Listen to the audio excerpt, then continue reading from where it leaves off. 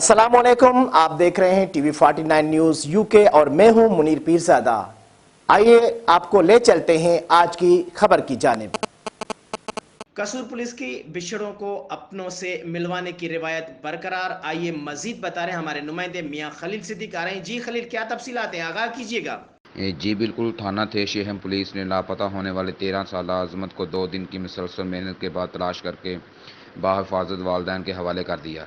इस मौका पर DPO कसूर सुहेब अशरफ ने मीडिया से बात करते हुए कहा कि वालदैन बच्चों को घर से बाहर लाहक खतरात उनसे बचाओ अपने तहफ़्फ़ुज़ के हवाले से आगाही दें, उन्हें किसी गैर से कोई चीज़ लेकर खाने से मना करें और अगर कोई ऐसा करे तो घर इत्तला करने की तरगीब दें।